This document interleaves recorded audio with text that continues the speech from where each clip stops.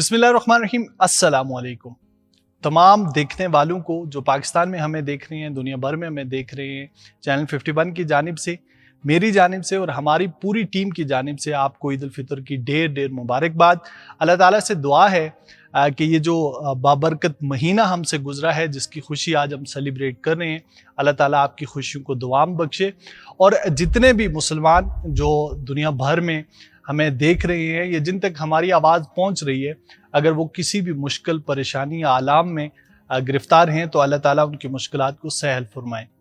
अल्लाह के नबी अलैहिस्सलातु वस्सलाम ने फरमाया, मन साम रमज़ान ईमानन व इहतिसाबन गुफ़िर लहू मा तक़द्दम मिन ज़ंबिही। जिसने हालत ईमान में एहतिसाब की नीयत के साथ रमज़ान मुबारक के रोज़े रखे, अल्लाह ताला ने उसके गुज़िश्ता तमाम गुनाह माफ़ कर दिए।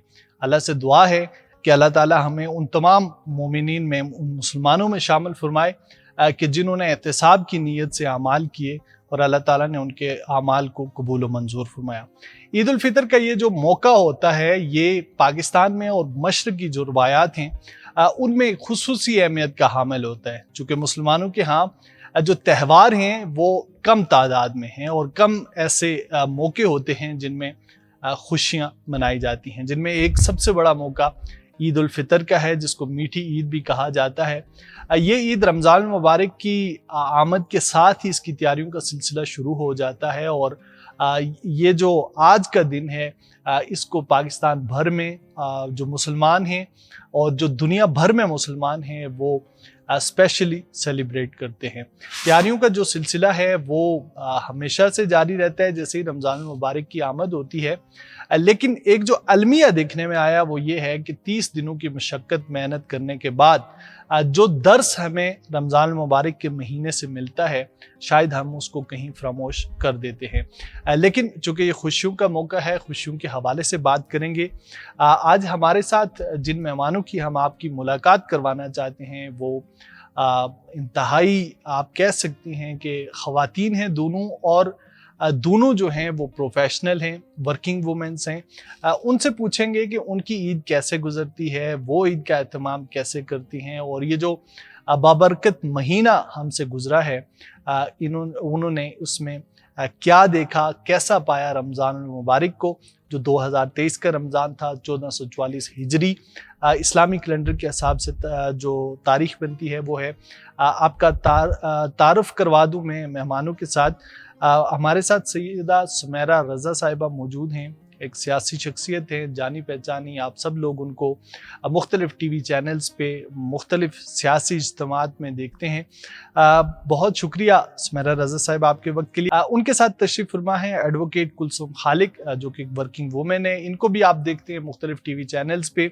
उनसे जानेंगे कि वो लोग जो हमें TV चैनल की ज़ीनत बनते हुए नज़र आते हैं मुख्तलिफ़ प्रोग्रामों में, सियासी इज्तिमात में, उनकी ईद कैसे होती है और वो जो आम लोग हैं उनकी ईदों से क्या मुख्तलिफ होती है या फिर क्या उसमें ऐसी स्पेशलिटी होती है। दोनों मेहमानों का बेहद शुक्रिया आपने कीमती वक्त में से और आज के इस पुरमसरत दिन में, जो कि एक मसरूफ़ दिन समझा जाता है, आपने हमें वक्त दिया। सबसे पहले ये बताइए आपका रमज़ान कैसे गुजरा? बहुत अच्छा गुजरा, और इस दफ़ा शुरू के जो पहले 10-12 रोज़े थे वो तो मौसम इतना अच्छा रहा, अल्लाह की इतनी ब्लेसिंग्स रही कि बिल्कुल भी नहीं पता चला, कोई प्यास का एहसास नहीं हुआ। हालांकि वर्किंग लोग हैं और सारा दिन ही हम लोग फील्ड में होते हैं, बाहर होते हैं, लेकिन फिर भी बिल्कुल रमज़ान का इतना एहसास नहीं हुआ। और हम तो पूरा साल इसका वक्त का इंतज़ार करते हैं, क्योंकि रमज़ान की जो रौनकें और बरकतें हैं उनका अपना एक मज़ा है कि हम लोग पिछले कई सालों से, अब रमज़ान चूँकि गर्मियों में आ रहा है, पूरी रात जागना होता है, सहरी करके कुछ थोड़ा बहुत सो जाए। और बाकी ये है कि पकवान भी नए नए बनते हैं, बच्चों की फरमाइशें भी होती हैं कि आज अफ्तारी में ये बना दें, वो बना दें, तो नई नई रेसिपीज़ भी जो है ना वो हम लोग ट्राई करते रहते हैं। तो रमज़ान अल्हम्दुलिल्लाह इट वाज वेरी गुड। आप चूँकि वर्किंग हैं और साथ में आप लॉयर हैं, आपकी तो जो रूटीन है वो शायद आम ख़वातीन से हट के होती है। आप ये बताइए कि रमज़ान मुबारक में मुश्किल होता है मैनेज करना, कैसा गुजरा आपका ये रमज़ान? जैसे कि सुमेरा साहिबा फरमा रही हैं कि मौसम तो बहुत अच्छा रहा पिंडी इस्लामाबाद का। रमज़ान के हवाले से मैं यही कहना चाहूँगी, हमारा जो होता है काम भी साथ साथ और कुकिंग भी साथ साथ और सब फैमिली और फिर अच्छे अच्छे पकवान भी और दोस्तों के और अफ्तारियाँ भी और फिर फैमिली भी बहुत अच्छा रहता है। मेरा ख्याल ईद के हवाले से भी फिर हम तैयारी करते हैं और तमाम रमज़ान में जो कुरान पाक और नमाज स्पेशल इंसान अपने सारे वर्किंग काम छोड़ के और डेली के रूटीन के उससे हट के और पूरा साल हम काम करते हैं, लेकिन मेरी यही कोशिश होती है कि हम जितना ज़्यादा से ज़्यादा इस माह में इबादत कर सकें वो बेहतर है। जो सुमेरा रज़ा साहिबा हालात है पाकिस्तान के कि आवाम को, आम आदमी को, मुझे, आपको और जितने हमारे जो आप कह सकते हैं कि मिडिल क्लास या लोअर मिडिल क्लास से ताल्लुक़ रखने वाले लोग हैं, कम खुशियाँ नसीब होती हैं पाकिस्तान में। ईद उल फितर का ऐसा मौका है कि जिस पे सब खुश हो जाते हैं, अल्लाह की तरफ से इनाम है।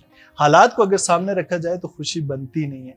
लेकिन आप क्या समझती हैं कि जो डिफरेंस है 2021 में और 2022 में, वो क्या है? क्या कोई आपने ऐसी चीज़ नोट की कि जो 2021 में मुश्किल थी या आसान थी जो अब नहीं है? देखिए वलीद, 2021 कंपैरेटिवली एक आसान साल था। उसमें रमज़ान में इतनी ज़्यादा महंगाई नहीं थी, बहुत ज़्यादा इन्फ्लेशन है, इतनी ज़्यादा कि जो लास्ट ईयर खजूर हम लोग 250 और 300 पे ले रहे थे, इस दफ़ा उसी खजूर का रेट 800 और 900 रुपए के ऊपर था। मतलब है आम इस्तेमाल की चीज़ें और आम खाना भी आम आदमी के हाथ से, उसकी पहुँच से बिल्कुल निकल गया। इतनी ज़्यादा महंगाई और कमर तोड़ महंगाई। देखें रमज़ान में आपने देखा है कि पकौड़े जो हैं वो एक रूटीन में बनते हैं, सालन रोटी तो पूरा साल ही चलता है। तो रमज़ान की इफ्तारियों के लिए एहतमाम होते हैं। चिकन का रेट जो है वो 700-800 से वो नीचे नहीं आया। तो मतलब खाना पीना बहुत मुश्किल हो गया। और जो सबसे ज़्यादा अलार्मिंग चीज़ मैंने देखी इस रमज़ान के अंदर कि बैगिंग तो पाकिस्तान में वैसे भी बहुत ज़्यादा है, 2021 में भी थी, लेकिन अभी 2022 के जो हालात हैं भी, आप रोड के ऊपर चल नहीं सकते। मुझे यूँ लगता है कि सारी दुनिया बाहर रोड पे आके सिर्फ मांगना शुरू हो गई है। स्नैचिंग्स इतनी ज़्यादा हो गई हैं, पावर्टी की वजह से आपके मुल्क के अंदर लॉ एंड ऑर्डर की सिचुएशन इतनी ख़राब है कि मगरिब के बाद बाहर निकलना इंतहाई मुश्किल हो गया। और कितने ऐसे वाक़यात हैं जो हुए हैं, मतलब अभी कुछ दिन पहले रमज़ान के अंदर ही मगरिब के बाद एक बड़ा शोर मचा और हमने कहा कि अफ्तारी के बाद ये एकदम से किस चीज़ का शोर है, तो पता चला कि हमारे बिल्कुल लेन के अंदर जो एंड वाला घर है वहाँ पर जो है वो चोर घुस आए हैं और मगरिब के बाद वो आए क्या है मांगने के लिए कि जी हमें कुछ खाना दे दे। गेट खोलते गए उन्होंने पिस्टल के ऊपर जो है उनका सारा घर लूट लिया और इतनी बड़ी जो है उनके घर में चोरी हुई और एक शोर मचा रहा। पुलिस को भी कॉल्स करते रहे, लेकिन पुलिस बहुत आराम से खरामा खरामा नमाज़ेश और तरावी के बाद ही पहुंची। अच्छा। तो ऐसे हालात और वाक़यात के अंदर वाक़ई एक अलार्मिंग सिचुएशन है कि पाकिस्तान में लॉ एंड ऑर्डर ना होने के बराबर है। और अकेली ख़वातीन का बाहर निकलना, क्योंकि हम लोग वर्किंग वुमेन्स हैं, हमारा तो सारा दिन ही बाहर होता है, कभी क्या कहाँ काम है, कभी कहाँ काम है, बच्चों को लेना है, बच्चों को छोड़ना है। तो ये एक टेंशन की कैफियत है। महंगाई के साथ साथ लाकानूनियत जो है वो बहुत बढ़ती चली जा रही है। तो गवर्नमेंट को इसके ऊपर फोकस करना चाहिए और गवर्नमेंट को ये देखना चाहिए कि ऐसी क्या अवामिल हैं, ऐसे वो कौन कौन लोग हैं, वो कैसा माफिया है जिसने 21 से 22 में इतनी ज़्यादा महंगाई कर दी और हालात 22 से 23 में इतने बुरे हो गए हैं कि हम खजूर खाने से भी रह गए। हमसे मुराद हम सब पाकिस्तानी, जी, जी। ठीक है, कि अमीर अमीर तर होता जा रहा है, गरीब गरीब तर होता जा रहा है और हम जैसे वाइट कॉलर लोग जो हैं उनका ज़िंदगी गुजारना इंतहाई मुश्किल हो गया है कि जो आपके एक्सपेंस और आपकी जो इनकम है वो मैच नहीं हो रही। और हर आदमी ये हैंड टू अलमिया माउथ जो की है सिचुएशन इसकी में तो है। हम सारा साल जिक्र करते रहते हैं, जितनी हमारी इस्तेताअत है, जितना हमारा वोकल है। आज चूंकि एक खास मौका है, मुझे ये बताइए कि क्या रूटीन क्या होती है आपकी ईद वाले दिन खास करके? ईद वाले दिन सबसे पहले तो हम अल्लाह ताला का शुक्र अदा करते हैं कि हमने बहुत अच्छे रोज़े रखे और बहुत अच्छे दिन गुजरे और हमने इबादत में वो महीना गुजारा। फिर सेकंड फैमिली के साथ और सारा दिन बिजी, फिर कुकिंग, कोई मेहमान आ गए चले गए या हम चले गए किसी की तरफ, तो बहुत अच्छा दिन गुजरता है। जैसे कि मैं आपने कहा है, एक तो महंगाई भी बहुत ज़्यादा है। लोगों ने रमज़ान शरीफ में तो आपको पता है फ्रूट तो बिल्कुल खाया ही नहीं है। फ्रूट की इतनी मार्केट वैल्यू हो गई है कि आई कैन नॉट मेंशन। इतने लोगों को तो जीना बिल्कुल ही डेली के ये केसेस हैं, नो डाउट कि जिस तरह के लोग एक दूसरे के डाके मार रहे हैं, चीज़ें खींच रहे हैं और चोरियां कर रहे हैं, इस वजह से क्योंकि माशी बदहाली बहुत ज़्यादा है। अभी गवर्नमेंट ऑफ पाकिस्तान ने ये आटा वगैरह जो फ्री दी है, लोगों की इतनी लाइनें लग गई हैं, उनकी काफ़ी लोगों की डेथ भी हो गई है। देखिए आपको कराची में कितने ये चश्मे हालात फलक हैं। ने पाकिस्तान में इस तरह के मनाजिर इससे पहले नहीं देखे थे। कि वो मुल्क जो ज़री मुल्क हो, जिसका डिपेंडेंसी जो है वो ज़राअत पे है, हम दुनिया को फूड सप्लाई करने की इस्तिताअत रखते हैं, लेकिन हमारे इस मुल्क में आप कह सकते हैं कि हमारी बदकिस्मती या पानी वहाँ आके मरा गया, मच्छर वारस साबित न हुए। ये बताइए सुमेरा रज़ा साहिबा कि कहा जाता है कि जो वक्त है ये खाता जाता है एक दूसरे को, आपके बचपन की ईदें और फिर आपके बच्चों के बचपन की ईदें, आप क्या समझते हैं कलेक्टिवली अगर हम बात करें क्या डिफरेंस क्या था उस जमाने में और इस जमाने में? बहुत डिफरेंस है, बहुत ज्यादा डिफरेंस है। मतलब जब हमारे बचपन की ईद है तो उस ईद का इतने जज्बाती तरीके से हम इंतजार करते थे और ऐसी एक खुशी होती थी कि अब्बा के साथ अम्मी के साथ बाजार जाना, उन्हें चूड़ियाँ लेनी, मेहंदी लेनी, हमें ड्रेस, और पूरी रात हम अपना ड्रेस और अपनी चीजें ना सेट करते रहते थे कि सुबह हमने ये पहननी है, और एक अजीब सी खुशी होती थी। और उस वक्त लोगों में प्यार मोहब्बत, एक खलूस, एक भाईचारा, आना जाना, मिलना मिलाना।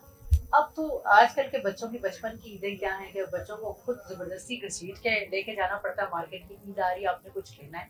बात फिर वही है जो पहले पहले हम बच्चों को उठाया करते थे कि उठे जी, रमजान सुबह रोजा रखना है, नमाज का टाइम हो गया। अब बच्चे हमें उठाते हैं कि अब आप उठ जाए, नमाज पढ़े, हम सोने लगे हैं। ये हालात इतने अजीब हो गए, मोबाइल फोन ने बच्चों की जिंदगी को टोटली स्टक कर दिया है। हमारी ईदें होती थी, हम तो ईद फेस्टिवल पे भी जाया करते थे, अयूब पार्क में झूले लेने जाया करते थे, चांद रात में तो बहुत मजा आता था।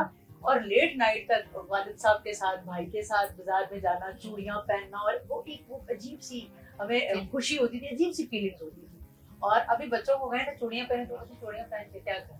ठीक है, अब बच्चे गैजेट्स में और मोबाइल फोन्स में और इन चीजों में इतनी बुरी तरह उलझ गए हैं ना कि वो कहते हैं कि आप जाग रहे, हम सोने लगे। तो बच्चों को कोई की वैसे ना कोई खुशी होती है, ना उनकी कोई वैसे तैयारी होती है, और उन्हें घसीट के लेके जाना पड़ता है। ये जो बात कर रही है सुमेरा रज़ा साहिबा, आप इससे एग्री तो करती होंगी, डेफिनेटली बात है।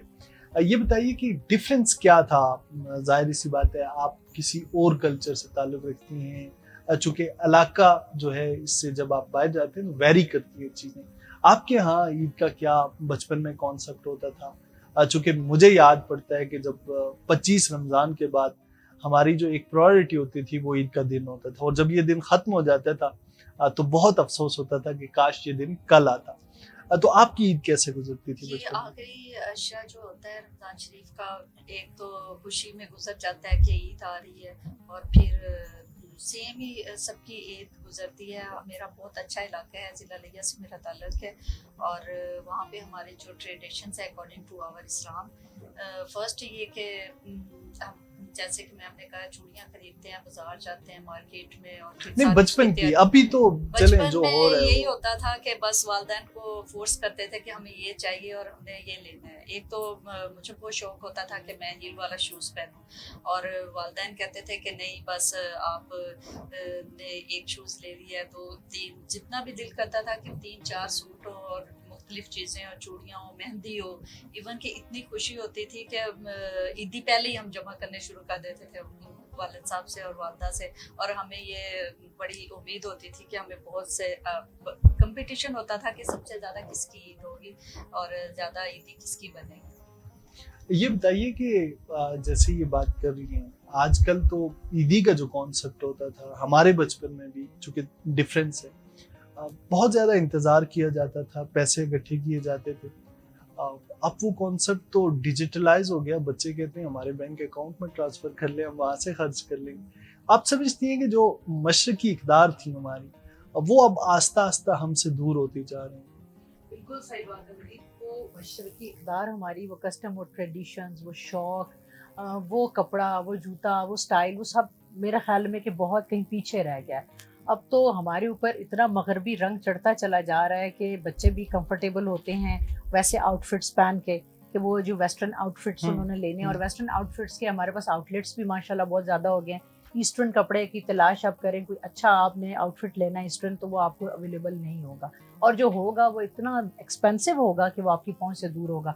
तो आपके इस प्रोग्राम ईद के हवाले से मैं एक बात कहना चाहूँगी, गवर्नमेंट को एक बात गवर्नमेंट से कहना चाहूँगी कि ईद के दिनों में जैसे पूरी दुनिया के अंदर होता है कि ईद के त्योहारों पे, या उनके जब अपने वहाँ के त्यौहार होते हैं, उनके अपने रिलीजियस जो भी फेस्टिवल्स होते हैं, उनके ऊपर हर चीज़ को कम कर दिया जाता है, उनके ऊपर या सेल लगा दी जाती है या वेव ऑफ दिया जाता है। तो पाकिस्तान में क्यों नहीं वेव ऑफ मिलता? पाकिस्तान में इसलिए वेव ऑफ नहीं मिलता कि हम शायद वो वेव ऑफ डिलीवर भी नहीं करते। हम जो बासियत कौम है, मजमूई तौर पे आप देखें, इस महीने में सबसे ज्यादा जो बरकत वाला महीना है, जिसमें अजर के बारे में कहा जाता है 70 गुना ज्यादा कर दिए गए, उस महीने में जखीरा अंदोज उसी तरह अपना काम कर रहे हैं, मुनाफाखोर उसी तरह अपना काम कर रहे हैं। ये जो करप्ट नेशन, मैं कहना तो नहीं चाह रहा आज इस खुशी के मौके पे, लेकिन हम सब कहीं ना कहीं उन मॉरल वैल्यूज को मीट ही नहीं करते कि हमें अगर हुकूमत कुछ दे भी तो वो शायद आम आदमी तक पहुंचे। दूसरी जानिब आते हैं, इस ईद को चूंकि मीठी ईद कहा जाता है, पकवान बनाए जाते हैं, तो आप ये बताइए कि आप क्या कुक करती हैं अपने घर में, और फेवरेट क्या है आपका कि ईद के दिन क्या बनाया जाए, कुछ स्पेशल तैयारी की जाती है उस हवाले से? कुकिंग में तो मैं बहुत एक्सपर्ट हूँ। मेरे हाथ का पका हुआ कोई एक दफ़ा खा ले तो वो बार बार कहते हैं कि हमें खिलाएं। एक तो फिर टाइम की भी बहुत कमी होती है, फिर काम करना, ऑफिस जाना, हर चीज़ उसको देखना, फैमिली को। और भाभियाँ तो अक्सर नाराज़ हो जाती हैं जब भाई कहते हैं कि आप ही पकाओ। फिर ईद वाले दिन भी मुझे पकाना, और बाकी दिनों में भी मैं फिर कोशिश करती हूँ कि मैं उनको पका के खिलाऊँ। चले, ये भी मेरे लिए एक नेमत है, अल्लाह ताला की तरफ से स्किल है कि मेरी वालदा ने मुझे ये सारी कुकिंग सिखाई, और हर वक्त वो मुझे धमकी भी देती थी कि साथ से मार खाओगे। तो मैंने कहा जब मुझे सारे काम आ जाएंगे, कुकिंग आ जाएगी, तो क्यों वो मुझे मारेंगी। तो ये है कि ईद वाले दिन बहुत अच्छा लगता है, हर तरह के पकवान भी होते हैं। ज़्यादातर मैं कुकिंग करती हूँ, राइस वगैरह, मटन, और बाकी तो आपको पता है सारी डिशेस होती हैं। जैसे हमारे हैं फैमिली में मटन हो गया, बीफ हो गया, चिकन कढ़ाई हो गया, एक्सेट्रा। कहा यह जाता है कि पाकिस्तानियों की ईद जो है वो मीठे से शुरू होती है, और उसमें सबसे ज्यादा जो चीज है वो शीर खुरमा या फिर खीर। तो आप क्या बनाती हैं और क्या पसंद करती हैं? मुझे बहुत पसंद है, लेकिन अपनी अम्मी के हाथ का। मेरी वालदा बहुत अच्छा शीर खुरमा बनाती हैं, बहुत ज़बरदस्त। अल्लाह ताला उनको ज़िंदगी दे। और हमेशा मेरी ये कोशिश होती है कि अम्मा ज़रा ज़्यादा बनाइएगा कि ईद के बाद भी चलता रहे। तो अम्मा से ज़्यादा सारा शीर खुरमा बनवाती हूँ। अब मैं शीर खुरमा बनाने में कोई इतनी एक्सपर्ट नहीं हूँ, ना मैंने कभी बनाया, ना घर में और ना कभी इन लॉज में। मेरी मदर इन लॉ हमेशा हर चीज़ को मैनेज करती रही। हाँ, अलबत्ता ये है कि chicken biryani, I am specialist in chicken biryani, तो मेरे बच्चों को बहुत पसंद है चिकन बिरयानी, सो वो मैं बहुत अच्छी बनाती हूँ। आज ईद के मुनासबत से बना के छोड़ के हाँ जी, बिल्कुल। बिल्कुल छोड़ के आई हूँ, क्योंकि जाके बच्चों को खिलानी भी है। तो वो चिकन बिरयानी हमारे घर बड़े शौक से बनती भी है और खाई भी जाती है, तो मैं वो बनाती हूँ।